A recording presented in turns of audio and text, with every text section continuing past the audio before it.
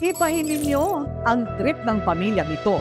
Dumarayo pa sila sa ibang lugar hindi para mamasyal o maglabing-labing, kundi para maghunting ng mga kinatatakutang ahas na makamandag. Mga snake warriors sila na nangangalaga at sumasagip sa mga hayop na kadalasan pinapatay dahil ang akala ng marami banta sa kanilang kaligtasan. Tara na, sumama tayo sa adventure ng tinaguriang Pamilya Cobra.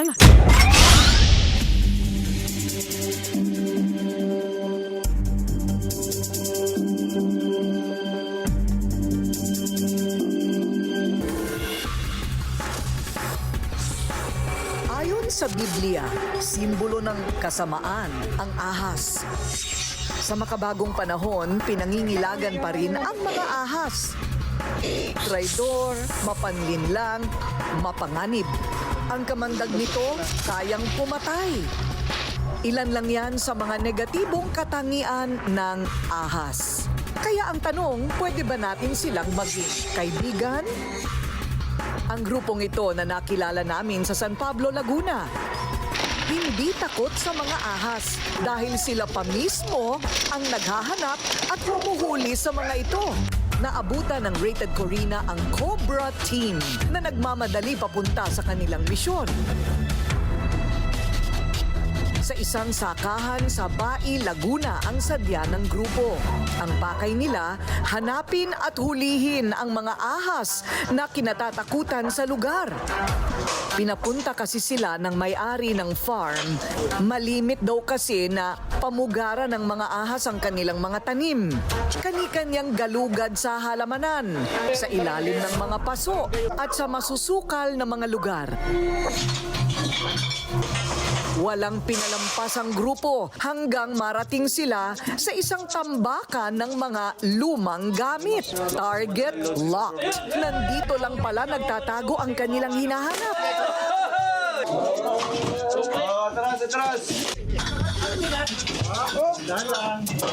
Si Adeline, ang natatanging babae sa Cobra Team, ang siyang nakahuli sa isang Philippine Cobra.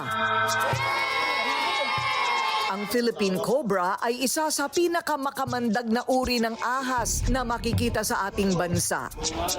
Sila ang tanging klase ng ahas na nagkakaroon ng hood o lumalaki ang ulo kapag nagagalit. Madalas nakikita ang mga ito sa Luzon, Mindoro, Catanduanes at Masbate. Pero nanganganib na din itong maubos dahil sa pagkasira ng kanilang habitat o tinitirhan. Malaki yung naitulong nila sa amin kasi na-orient ba kami. Before kasi, makakita lang ako ng maliit na snake. Ang tendency mo kasi agad is patayin kasi iniisip mo na lalaki pa siya.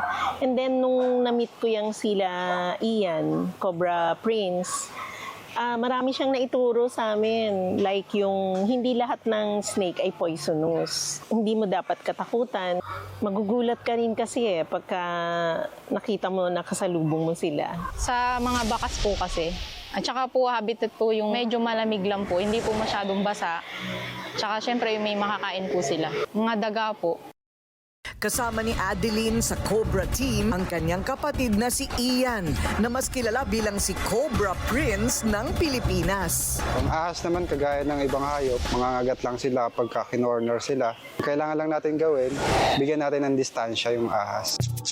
Natutong manghuli ng ahas ang magkapatid dahil sa kanilang ama na si Raymond Florentin. Bata pa lang nakikita na nila ang kanilang tatay na nanghuhuli ng ahas at inuuwi sa kanilang bahay.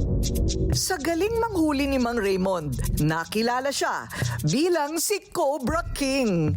Namana ni Ian ang galing sa pagtutugi sa mga ahas kaya siya na ngayon ang tinawag na Cobra Prince. At si Adeline nakilala naman bilang si Ate Cobra. Kasi bata pa ako, curious na ako sa snake. Kasi head and tail lang siya, bakit siya kinatatakutan ng tao? Paano kung wala siyang venom? Magiging laruan na lang ba siya? Mga ganun, maraming mga tanong na nasagot ko nung medyo Matured na ako. Dating mga ngaso ng mga hayop sa gubat si Mang Raymond. Iba-ibang klaseng animals na ang kanyang nahuli noon. At ito ay kanyang ibinebenta. Kabilang dyan ang mga ahas. Nagkaroon ako ng idea nung napadaan ako sa Arangke. Nagtanong-tanong ako ron. Bibili pala to, magkano to? O, dalan mo ako ng ganito, ng ganun. Marami dun sa inyo. So, yun na.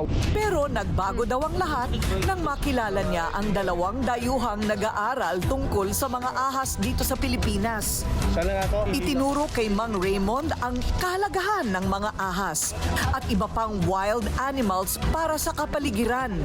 Dito nagbago ang pananaw ni Cobra King. Iniwanan ako ng mga libro. Study that, sabi nga nun.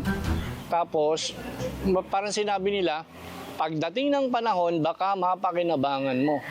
Hindi lang sina Ian at Adeline ang tinuruan niyang manghuli ng mga ahas at magbalik nito sa mga gubat. Ibinahagi din niya ang talent, maging sa ilang mga kabataan sa kanilang barangay. Ang kanilang misyon, mag-rescue operation sa mga komunidad malapit sa kanilang lugar. Tinatawag sila kapag may mga nakikitang ahas para hindi naman patayin, kundi para hulihin, ilayo sa mga tao at ibalik sa tamang tahanan. Ang Republic Act No. 9147 o ang Wildlife Conservation Act ay isang batas na pumoprotekta sa lahat ng hayop sa ilang at maging sa kapaligirang kanilang kanlungan.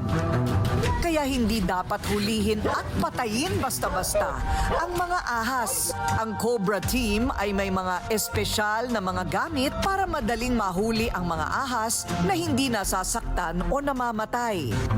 Ito po ay snake clip. Ginagamit po namin ito kung halimbawa nasa butas yung ahas, halimbawa gipit. So pwede namin gamitin to para iwas na lang yung kamay namin isuot sa butas. Ayan po yung ginagamit namin pang ganyan. At para safe din, para sa ulo na agad yung hawak, hindi na agad sa buntot. Kung halimbawa maliksiman yung ahas, ayan, kiklip na lang. Ito po yung snake hook na ginagamit namin pag may mga tambak.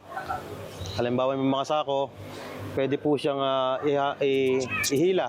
Kaya may paalala ang grupo kapag nakagat ng ahas. Una, huwag gagalaw para hindi mabilis kumalat ang kamandag. Pangalawa, kailangan talian ang itaas na bahagi ng kagat para bumagal ang pagkalat ng kamandag. Pangatlo, dalhin agad sa pagamutan ng taong nakagat para mabigyan ng anti-venom. Kaya kung may mga snakes in the neighborhood, who you gonna call?